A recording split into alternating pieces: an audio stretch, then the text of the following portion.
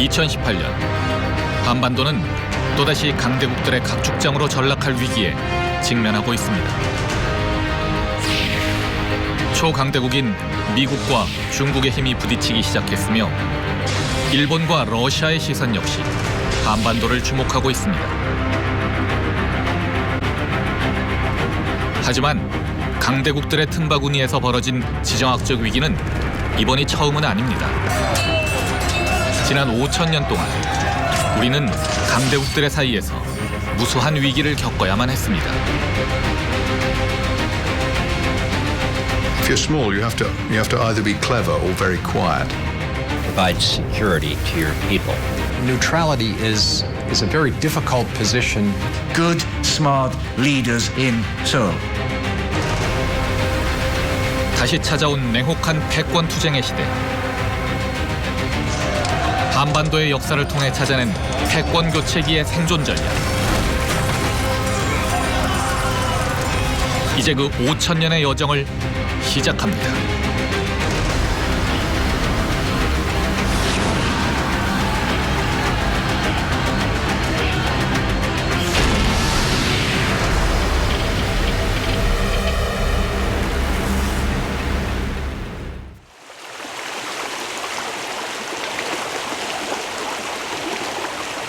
한반도 북부의 강들은 일찍 얼어붙습니다.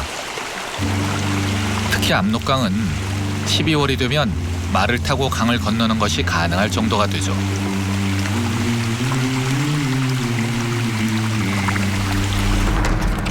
지금으로부터 정확히 1000년 전인 서기 1018년 겨울, 이 얼어붙기 시작한 압록강변에 대규모 군대가 집결합니다.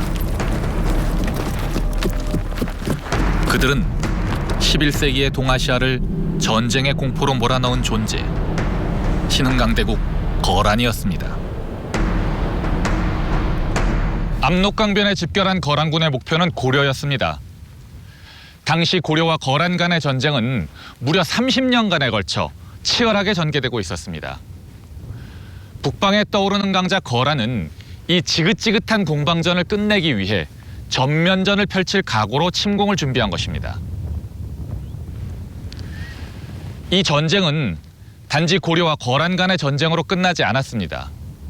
이후 100여 년간의 동아시아 국제 질서가 바로 이 전쟁을 통해 만들어졌죠. 그런데 고려와 거란은 왜 이렇게 전면전의 상황으로 들어가게 된 것일까요? 그리고 고려는 어떻게 이 위기를 극복할 수 있었을까요?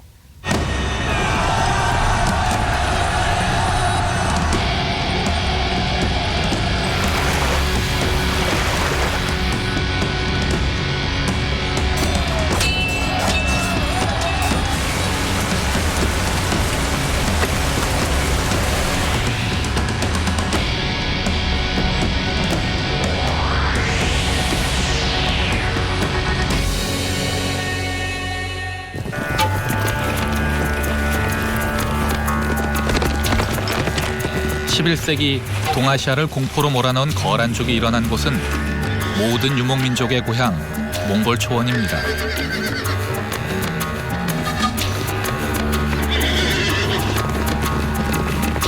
그런데 유목의 땅 몽골에는 말과 양만이 아니라 남쪽의 농경민족이 볼 수 없는 특별한 동물이 하나 살고 있습니다.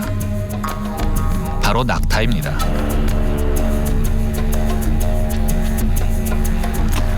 고려와 거란의 분쟁은 바로 이 낙타로부터 시작되었습니다. 고려가 한반도를 통일한 직후였던 서기 942년, 거란은 50마리의 낙타를 예물로 고려에 대규모 사절단을 보냅니다. 신생 국가인 고려에 우호를 표하기 위해서였죠.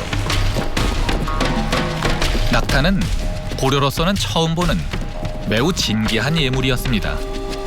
거란은 기본적인 정책이 영토 확장을 위해서 남진 정책을 취하게 됩니다. 그러니까 후방의 어떤 고려의 견제를 막기 위해서 거란은 고려와 화친 정책을 취하게 되고, 그러한 화친 정책의 일환으로서 거란이 고려에 낙타를 보내고 사신을 보내서 고려와 화해 정책을 통하고, 그 화해 정책을 이용해서 중국 대륙으로 본격적으로 진출하려는 그러한 정책의 일환으로서 거란이 고려에 낙타를 보내고 사신을 보냈습니다. 개국 이후 처음 찾아온 낯선 강대국의 사절. 이것은 신생국 고려에게 주어진 첫 번째 외교적 시험이었습니다. 사실 신라가 망하고 고려가 후삼국을 통일하던 10세기 초는 한반도뿐 아니라 동아시아 전체가 격동에 휩싸인 시대였습니다. 서기 907년 300년 동안이나 동아시아의 패권국으로 군림했던 당제국이 멸망합니다. 세상은 혼란에 빠졌습니다. 10개가 넘는 나라들이 뒤엉킨 혼란과 전쟁의 시대가 이어졌죠.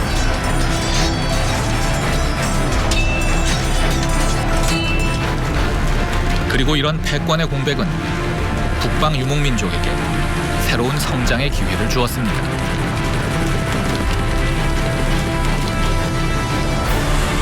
이 기회를 쟁취한 사람이 바로 거란의 건국자 야유라복이었죠. 서기 916년에 건국한 거란의 성장은 눈부신 것이었습니다. 924년에는 탕구트와 토요콘을 굴복시키고 925년에는 발해를 공격해서 이듬해인 926년에 멸망시켰습니다. 그리고 936년에는 만리장성 남쪽인 연운 16주를 탈취하여 중원 진출의 교두보까지 확보했죠. 무섭게 성장하고 있는 이 새로운 강대국에 대한 고려의 반응은 어떤 것이었을까요?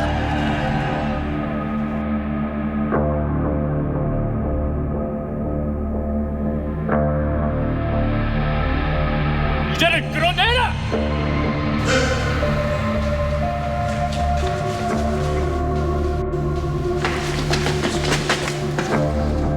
놀랍게도 왕건은 거란이 내민 손을 모질게 거절합니다.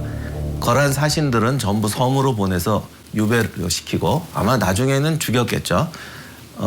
낙타들은 개성 남대문 아래 만부교라는 곳 아래 시냇가에 묶어놔서 굶어 죽게 합니다. 잘 아시다시피 낙타들은 혹독한 사막에서도 가장 오래 살아남는 동물들입니다. 만부교 밑에 묶여 있었던 낙타들은 아마도 오랜 시간 동안 서서히 죽어갔을 것입니다. 그런데 도대체 이렇게 잔인한 방법으로 낙타를 죽인 이유는 무엇일까요? 우리의 이웃은 강하고도 악한 나라이니 평화로울 때에도 위험을 잊어서는 안 된다. 태조 왕건이 후세 왕들에게 남긴 후뇨 10조의 내용입니다. 왕건이 거란을 우습게 생각해서 거란 사신을 처벌한 것은 아닙니다. 상대방이 강하고 위협적이라는 사실을 알면서도 도발을 한 것이죠. 상식적으로는 이해가 가지 않는 행동입니다.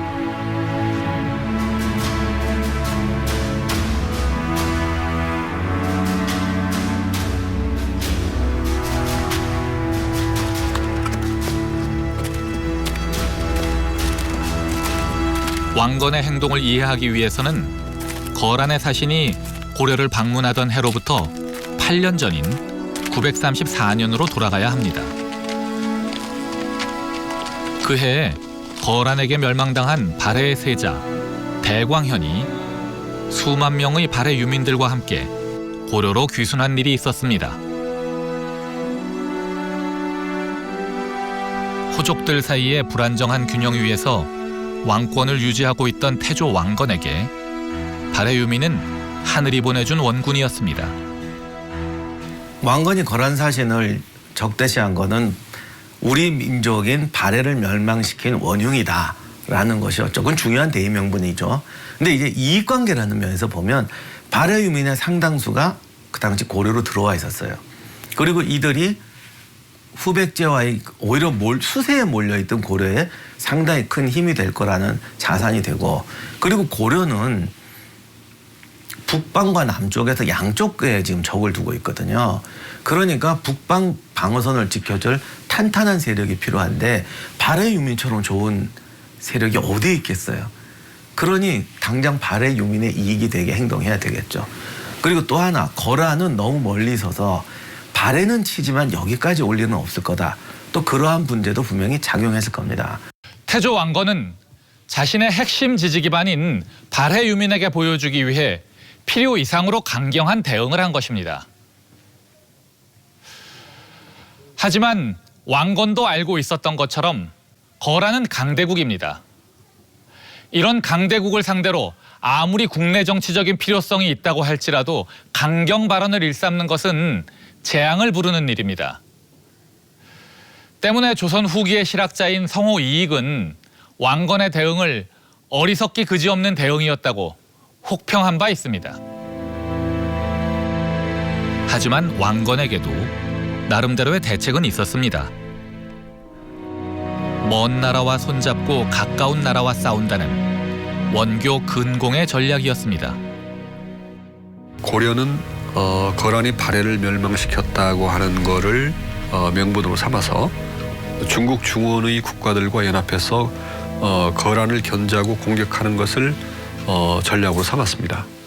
거란의 1차 침략을 받게 되는 990년대까지 약 70년간 고려의 기본적인 대외 전략은 중국 중원 국가와 연합해서 거란을 견제하고 때로는 공격할 수 있다고 하는 원교 군공 전략이었다고 말할 수 있습니다.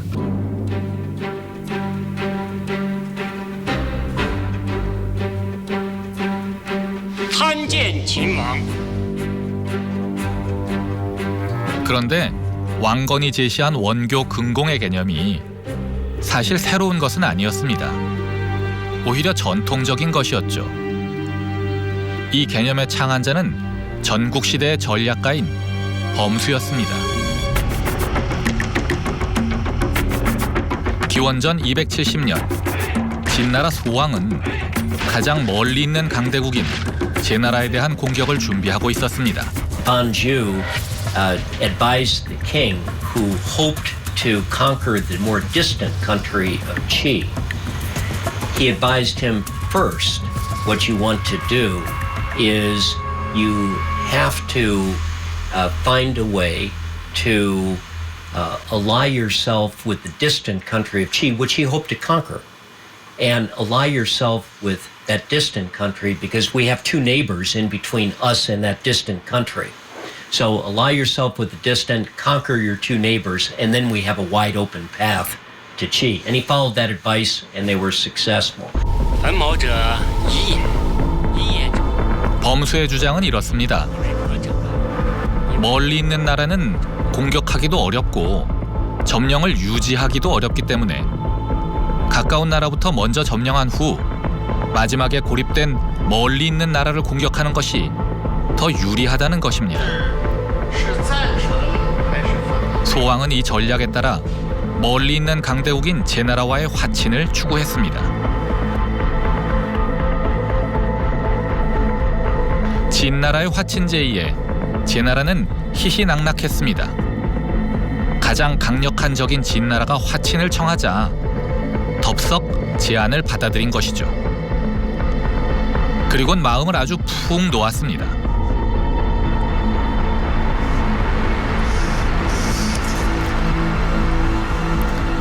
제나라가 방심하는 사이 진나라는 주변국에 대한 본격적인 정복 전쟁에 나섭니다. 소왕뿐 아니라 이후 진시황에 이르기까지 범수의 계책에 따라 제나라와는 동맹을 유지하면서 한, 위, 조 등 주변국을 공략하여 결국 천하 통일이라는 위협을 달성합니다.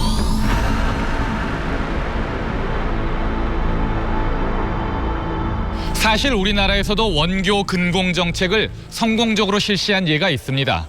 바로 세종입니다. 세종은 멀리 있는 강대국인 명나라에 대해서는 철저히 우호 관계를 유지하고 바로 이웃한 여진족에 대해서는 팽창 정책을 추진했습니다.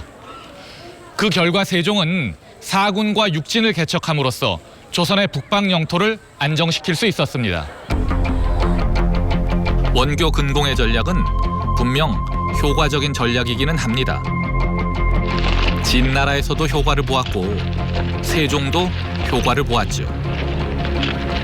하지만 여기에는 대전제가 있습니다. 이것은 상대방보다 강한 강대국이 구사하는 팽창 정책이라는 것입니다. 원교 근공의 전략은 기본적으로 주변 사회들을 공격해서 자신의 세력을 확장하기 위한 팽창주의 외교 논리, 그래서 심지어는 전쟁의 논리로 되기 쉽다는 그런 문제점을 갖고 있습니다. 그 강대국의 입장에서는 그렇게 하는 것이 자신의 전략을 관철하는 데 큰 도움이 됩니다. 문제는 그 약소국이 다른 강대국의 원교 근공 논리에 포섭되어서 자기 주변에 자기 바로 이웃에 있는 다른 강대국을 위협하는 어떤 군사적인 전초기지로서 또는 다른 강대국의 심장을 겨누는 비수가 될 수 있는 거죠. 그런 경우에 약소국은 굉장히 내재적이고 직접적인 위험에 노출되게 됩니다. 물론 고려도 팽창 정책이었다고 반론을 제기할 수도 있습니다. 실제로 왕건 자신도 발해를 멸망시킨 거란을 몰아내고 북방의 고구려의 옛 영토를 회복하겠다고 여러 차례 의지를 밝힌 적이 있습니다. 그런데 만약에 왕건의 북진 정책이 진심이었다면, 그러니까 정치적인 구호가 아니라 실제 정책이었다면 뭔가 구체적인 준비를 해야만 했을 것입니다.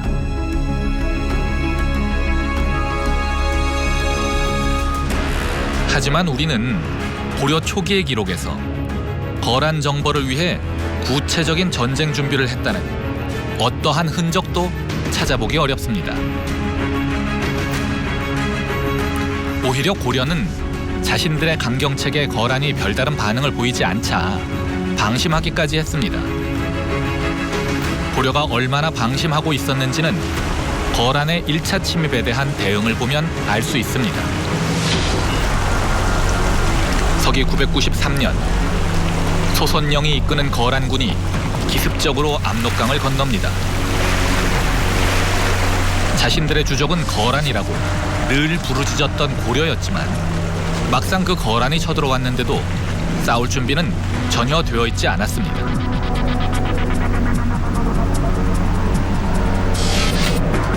거란군이 압록강을 건넌 지 2달이 지나서야 겨우 방어군이 편성될 정도였죠. 준비 없이 벌인 전투의 결과는 비참했습니다. 첫 전투인 봉산성 전투에서 고려군은 대패합니다.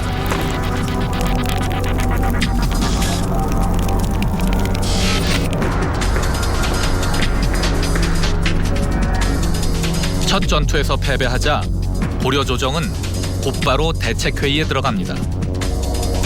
문제는 회의의 주제가 어떻게 싸울 것인가가 아니었다는 점이죠.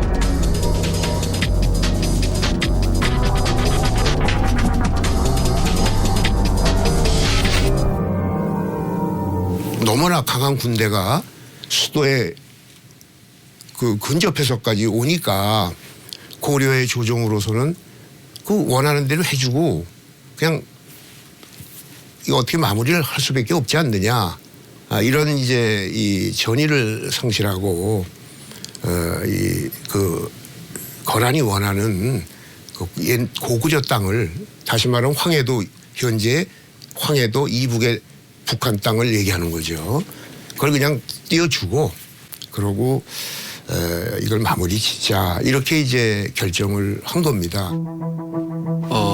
결국 그렇게 되면 자비령 이북을 떼어주면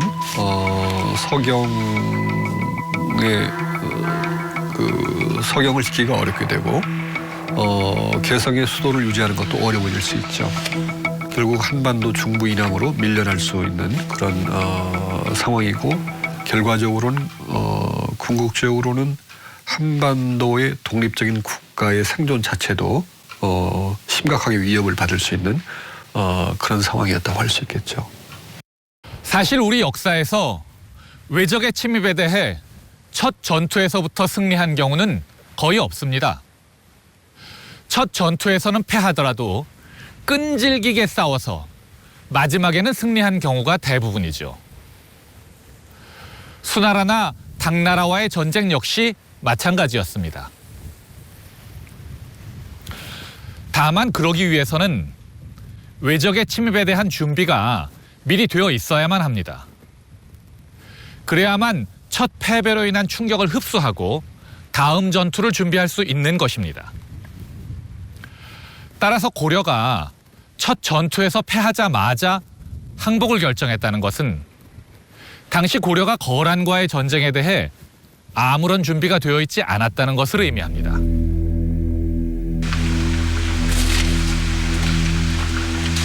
서경을 포기하기로 결정한 고려 조정은 쌓아놓은 군량미를 백성들에게 나눠주고 그래도 남아도는 식량은 대동강에 던져버리기로 결정합니다.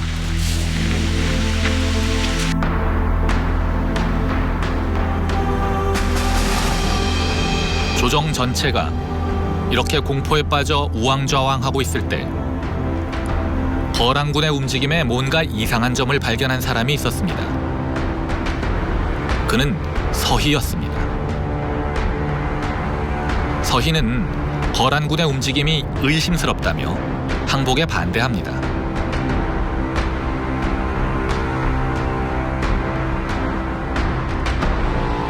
소선영이 무려 80만 대군을 이끌고 왔다고 그랬는데 전투는 안 하는 거예요. 원래 모든 정복이 먼저 요충지를 점령하고 거래를 하는 건데 전투는 안 하고 우리 군대 많다 큰 소리만 치고 있는 거죠. 그거는 뭔가 전투력이 약하다는 겁니다. 두 번째, 당시 고려와 거란 사이에는 여진이 있었어요. 그런데 정복하러 온 군대가 적진을 가로질러 80만이라는 군대를 유지하려면 보급로가 굉장히 중요하거든요. 그리고 정복 전쟁을 하려면 어떤 장기적인 기반이 있어야 되는데 정복하러 온 군대가 앞에 있는 적을 놔두고 거기를 통과해서 그 뒤에 적을 치러 왔다는 것은 체계적인 정복 전쟁을 할 준비가 안 되어 있다는 거죠. 결국 이건 약탈 전쟁이고 단기 전쟁이라는 겁니다. 그렇기 때문에 이 소선영이 여기서 장기적으로 뭘 할 능력이 안 되고 의욕도 없다라는 걸 서희가 캐치했던 거죠. 하마터면 적군에게 예상치도 못한 선물을 안길 뻔했던 고려 조정은 서희의 설득으로 인해 가까스로 먼저 강화 교섭을 한 후 항복 여부를 결정하기로 합니다. 물론 대표로는 서희가 파견되었습니다. 이렇게 해서 서희와 소선영의 단판이 시작되었습니다. 서희와 소선영의 단판의 결과는 잘 알려져 있습니다. 서희는 그동안 고려가 거란과 가까이 하지 못한 이유가 압록강 주변의 여진족의 방해 때문이었다고 설명하고 거란과 고려가 함께 여진을 공격하여 압록강을 경계로 땅을 나누어 갖자고 제안했습니다. 그렇게 해서 통행의 안전이 보장되면 곧바로 국교를 정상화하겠다는 것이죠. 이 회담을 통해 압록강 이남의 강동 6주는 고려의 영토로 인정되었습니다. 회담 결과에 소선영은 크게 만족했습니다. 서희에게 일주일 동안 잔치를 베풀고 동맹 기념으로 낙타 12, 말 100필, 양 1000마리와 비단 500필이라는 엄청난 예물을 줄 정도였죠. 프랑스의 근대 외교를 뭐 창시한 사람이나 다름없죠. 그 깔리에르가 자기 책에 써놓은 글에도 그런 얘기가 나오죠. 외교는 현란한 입이 아니고 정확한 눈이다. 그 바로 정확한 눈이 관찰력이고 통찰력이죠. 서희는 현란한 입, 말을 잘해서라기보다 그런 통찰력을 갖고 상대의 의중을 확실하게 뭐 정확하다기보다 날카롭게 파악했던 그 통찰력에서 이제 우선 이 무기를 가졌다. 소선영의 거란의 의도를 제대로 파악했다는 것이 오히려 소선영을 더 만족하게 할 수 있다. 왜냐하면 거란의 고려 침략의 진짜 목적은 결국은 송과 고려가 외교 관계를 맺고 있고 이 외교 관계가 군사적인 어떤 협력 관계로 발전하는 것을 막고자 하는 것이 차단하고 하는 것이 거란의 진정한 목적이었다. 그렇게 함으로써 거란이 장차 송나라를 침략할 때 고려가 후방에서 거란을 공격하지 않도록 하는 것이 목적이었다. 그러니까 오히려 보면 거란으로서는 가장 만족할 만한 답변을 얻었던 것이고. 하지만 이 회담의 진정한 승자는 사실 고려였습니다. 강동 6주의 가치는 단지 영토를 확장했다는 의미 정도로 그치는 것이 아니었기 때문입니다.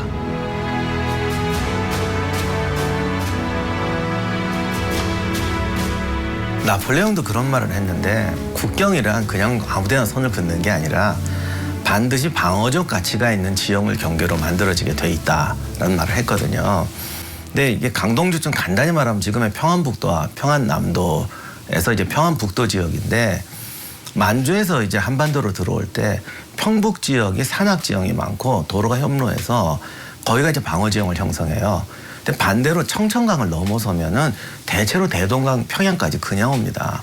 그러니까 평안도 지역을 방어하기 위해서 또는 만주에서 한반도로는 메인 통로를 방어하기 위해서는 강동주 평안북도 지역이 반드시 필요한 거죠. 따라서 이때 강동 6주를 얻지 못했더라면 마의 삼각구조라고 할 만한 고려시대의 유동적인 국제관계에서 고려는 살아남을 수 없었을 것입니다. 한반도의 통일 국가는 중국 중원 국가를 중심에 둔 위계 질서를 받아들이게 돼서 장기적인 평화적인 관계를 구축하게 됩니다. 그래서 한반도의 어떤 평화의 그 동아시아적인 배경이 되어준다 이렇게 말할 수가 있겠는데요. 그런데 한반도의 평화가 위기에 처하게 되는 것은 그러한 이론적인 질서가 위협받을 때죠. 즉 중국 북방에 내륙아시아권 세력이 흥기해서 중국 중원의 통일국가를 위협하게 되는 상황. 그래서 그 가운데 한반도의 국가가 끼게 되는 상황이죠. 이것을 마의 삼각구조라고 말할 수가 있습니다. 이런 구조 속에서 한반도는 되풀이해서 위기에 처하게 되는데 그 전형적인 시기가 고려시대였습니다. 마의 삼각구조에 대해서 좀 더 자세히 알아보도록 하겠습니다. 사실 동아시아의 패권에서 가장 중요한 지역은 만주입니다. 중원 진출의 교두보가 되기 때문이죠. 그런데 이 만주를 북방 유목민족이 차지하게 되면 한반도는 전쟁의 위협에 휩싸이게 됩니다. 중원 진출을 노리는 북방 유목민족이 배후의 위협을 제거하기 위해 한반도를 먼저 공략하기 때문입니다. 이것이 바로 마의 삼각구조에 빠진 상황입니다. 전통적인 우방인 중화제국과 새로운 강국인 북방 유목민족 사이에 끼인 처지가 되는 것입니다. 이럴 때 처신을 조금만 잘못해도 한반도는 전쟁에 휩싸이게 됩니다. 아마도 병자호란이 대표적인 예일 것입니다. 그런데 고려는 건국 이후 300년 내내 이런 상황에 처해 있었습니다. 거란에서 금으로, 금에서 몽골로 유목국가의 얼굴만 바뀌었을 뿐이죠. 따라서 이때 압록강 방어선을 철벽으로 만들어 놓지 못했다면 고려는 이후 무수히 벌어질 유목민족의 공세를 버티지 못했을 것입니다. 이런 전략적 중요성을 잘 알고 있었던 서희는 즉각 강동 6주의 요새화에 착수합니다. 원래 이곳에 살고 있던 여진족으로서는 마른 하늘의 날벼락이었겠지만 고려로서도 남의 사정을 봐줄 상황은 아니었죠. 불과 2년이라는 단기간에 이 지역의 여진족을 몰아내고 무려 29개소의 성을 쌓는 강행군이 펼쳐졌습니다. 그리고 이를 통해 지금의 평안북도 지역은 완벽한 요새지대로 변모합니다.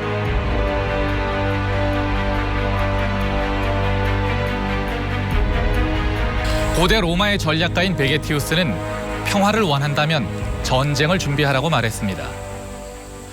이 말은 아마도 서희에게 가장 잘 어울리는 말일 것입니다. 고려가 낳은 최고의 외교관인 서희는 자기 생의 마지막을 전쟁을 준비하는 데 바쳤습니다. 아니, 정확하게 전쟁을 막을 준비를 하는 데 바친 것이죠. 고려처럼 마의 삼각구조에 끼인 상태에서는 스스로의 힘으로 자신을 지키는 방법 외에는 다른 길이 없다는 것을 잘 알고 있었기 때문일 것입니다. 그렇게 2년간의 강행군으로 압록강 방어선이 완비되고 난 후 서희는 과로로 쓰러져 생을 마감합니다.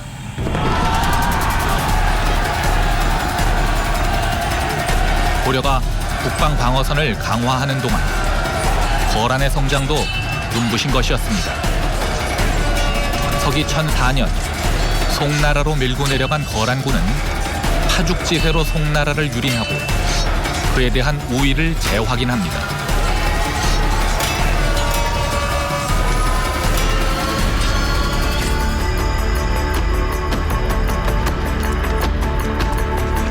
하지만 그 정도로 만족할 거란이 아니었죠. 그리고 본격적인 송나라 정벌을 위해서는 고려를 확실히 꺾어놓을 필요가 있었습니다. 앞서 설명한 마의 삼각구조가 지닌 위험이 다시 현실화한 것입니다.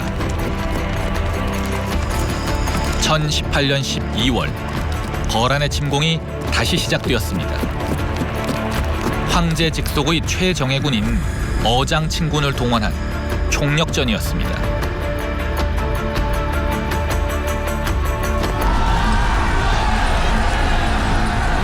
그런데 흥미로운 것은 이 전쟁과 600년 후에 벌어지는 병자호란에서 침략군이 채택한 전략이 기본적으로 동일했다는 것입니다.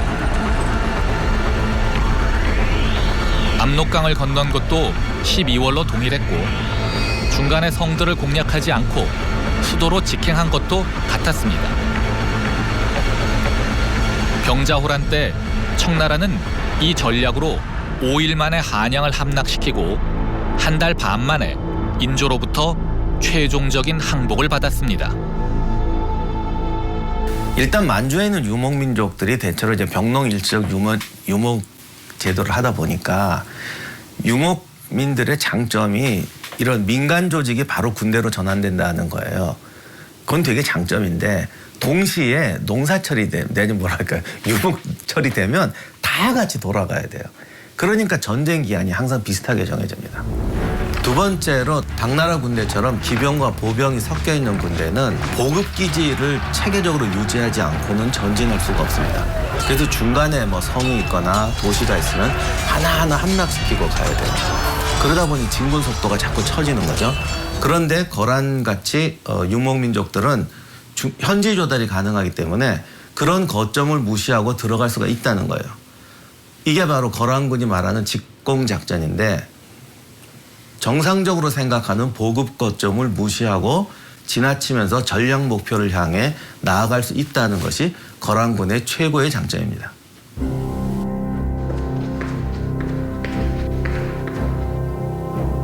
하지만 이번 전쟁의 결과는 병자호란과는 전혀 달랐습니다. 병자호란과 달랐을 뿐만 아니라 26년 전의 1차 침입과도 완전히 달랐죠. 1차 침입 때는 방어군이 출동하는 데만 2달이 걸렸지만 이번엔 침공 당일 이미 고려군의 요격이 시작되었습니다. 12월 10일 흥화진 남쪽 삼교천에서 벌어진 첫 전투는 고려군의 대승이었습니다. 이후에도 남하하는 거란군은 고려군의 요격에 시달려야만 했습니다. 두 번째 전투였던 내구산 전투나 세 번째 전투였던 마탄 전투에서도 거란군은 고려군의 요격에 걸려 큰 피해를 입었습니다. 확실히 1018년의 고려는 예전의 고려가 아니었습니다.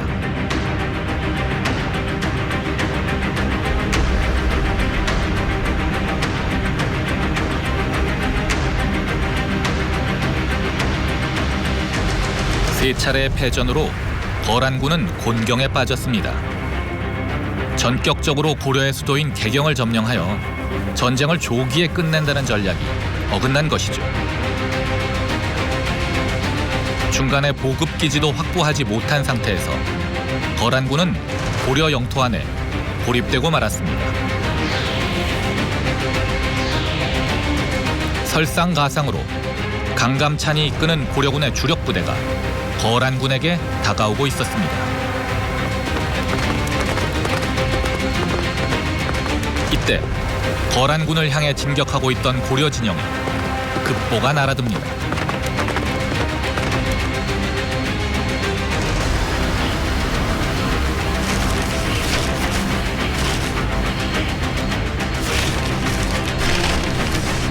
거란군과 최후의 일전을 준비하고 있던 강감찬으로서도 당황할 수밖에 없는 소식이었습니다. 그러니까 소배합은 개경까지 어떠한 일이 있어도 중간성을 거치지 않고 직공한다는 마음을 가지고 온 겁니다. 아마 그거에 맞춰서 군대도 어떻게 재편을 했겠죠. 근데 들어오자마자 강감찬한테 당하고 연속적인 패배를 당했어요. 고려군 입장에서는 이 정도가 되면은 수습을 하고 멈춰야 되는데 소배합은 정도 이상의 속전속결을 추구했기 때문에 그런 희생에도 불구하고 개경을 향해서 남하해 버리는 겁니다. 결국 고려군이 이거는 좀 당황할 수밖에 없었죠. 이 정도면 서야 되는데 왜 안 서지? 거란군 입장에서는 개경까지 그냥 직공한다. 나중에 2차 세계대전 때 독일군이 어떤 전격전 비슷하게 밀고 내려오는 그런 전술을 시행했던 겁니다. 거란군은 놀라운 속도로 남하하기 시작합니다. 1019년 1월 3일 개경에서 불과 40km 떨어진 신계에 거란군이 나타났습니다. 개경에서 겨우 하루 거리였죠.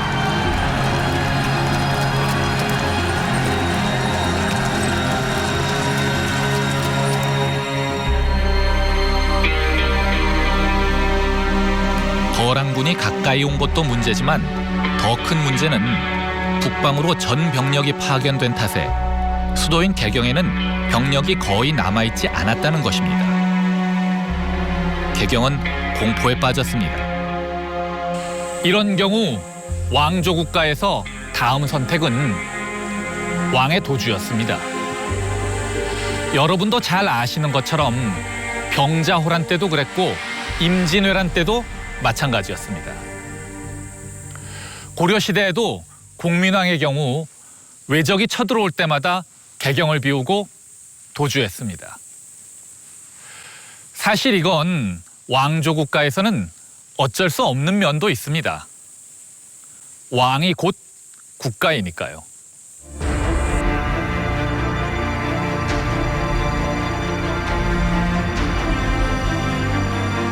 하지만 현종은 도주하지 않았습니다. 적의 주력군이 개경으로 접근하고 있는 상황에서 적군에 맞서기로 결정한 것입니다. 이런 상황에서는 보통 이제 왕이나 백성들이 피난하는 게 정상인데 여기서 현종이 아주 중요한 결단을 내리죠. 근데 이제 더 중요한 것은 개경에 병력이 별로 없었다는 거죠. 그럼에도 불구하고 주변 민족을 소개시켜서 개경의 이제 주민들을 모으고 저항하겠다라는 결심을 굳혔다는 것은 국왕으로서 굉장한 용기였고 또 한편으로는 소배합이 무리한 진군을 해오고 있기는 하지만 상당히 무모한 진격이기 때문에 저들도 많이 약화됐을 거다. 어떤 그러한 판단에 의거해서 우리도 물러서지 않고 싸우겠다라는 모험적인 결단을 내렸던 것 같아요. 소배합과 거란군은 난감해졌습니다.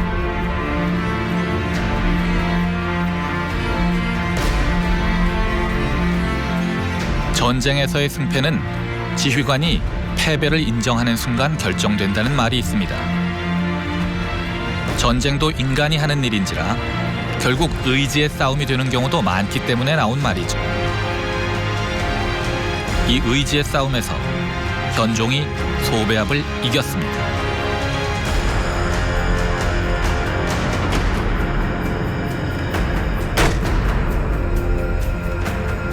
소배합은 결국 후퇴를 결정합니다.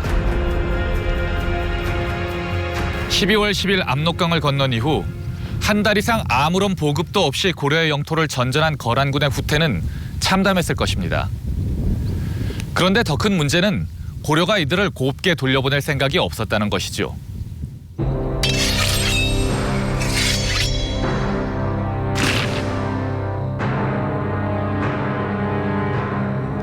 후퇴를 거듭하던 거란군은 2월 2일 귀주성 앞에서 강감찬의 고려군에게 덜미를 잡혔습니다.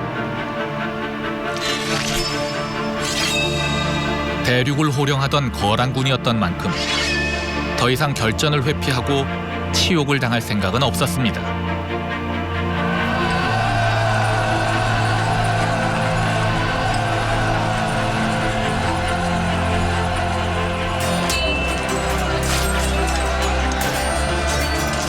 이 전투가 거란과 고려 사이의 30년 전쟁을 끝낸 마지막 전투, 귀주대첩이었습니다.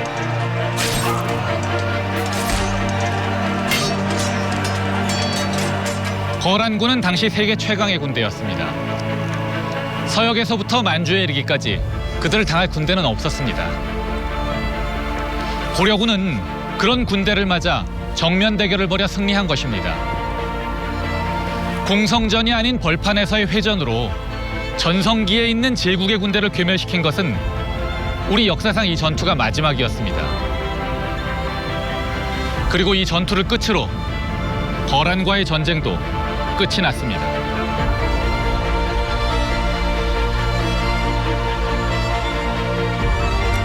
전쟁이 끝난 지 불과 3개월 후인 1019년 5월, 힘으로 고려를 굴복시키는 것이 불가능하다는 사실을 깨달은 거란은 평화협정을 위한 사신을 파견합니다.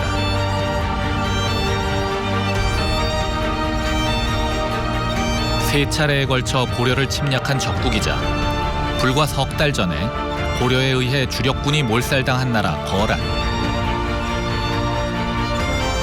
여러분이라면 이들의 평화 제의를 어떻게 받아들이겠습니까? 70년 전의 태조 왕건은 별다른 원한 관계가 없는 상태에서도 거란의 사신을 유배 보내기도 했지요.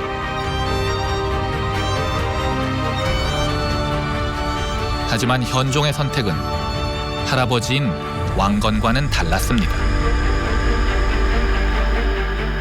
결과적으로 고려는 거란을 하나의 어떤 외형적으로는 천자국으로 인정을 하고 소위 고려는 하나의 제국으로서 어떤 책봉 조공 관계를 맺는 선으로 해서 이 전쟁이 마무리됩니다. 그걸 절대 우리가 거란을 여전히 천자국으로 고려가 제국으로 갖다 해서 이것이 우리가 패배한 전쟁은 아닙니다. 결과적으로 두 나라가 서로 상생을 한 것이죠. 한편으로 중국에 대한 문화적인 사대를 유지하면서도 다른 한편으로 군사적으로 강성한 국가와의 정치적인 위계 질서를 일정하게 수용해서 그 둘을 분리해서 경영하게 된 거죠. 이후 고려는 100여 년간의 평화를 누립니다. 더구나 이 평화는 굴욕적인 종속관계 속에 얻어진 평화도 아니었습니다. 고려 스스로의 힘으로 얻어낸 평화였기에 거란도 송도 고려에 대해 별다른 간섭을 할 수 없었습니다. 고려는 한반도 국가로서는 예외적일 정도의 외교적 자율성을 누렸습니다. 사실 이 전쟁 이후에도 한반도의 전쟁을 몰고 오는 마의 삼각구조라는 상황은 변하지 않았습니다. 변한 것은 고려였죠. 고려는 전쟁을 통해 배운 값비싼 교훈을 잊지 않았습니다. 그 첫 번째는 반드시 스스로를 지킬 수 있는 힘이 있어야만 한다는 것이고, 두 번째는 두 강대국 모두와 우호적인 관계를 맺는 실용적인 자세가 필요하다는 것이었습니다. 이 두 가지 교훈을 잊지 않았기에 고려는 자주성과 평화라는 두 마리 토끼를 모두 잡을 수 있었던 것입니다. 그리고 아마도 이 두 가지 교훈은 단지 고려에게만 유용한 것은 아닐 것입니다.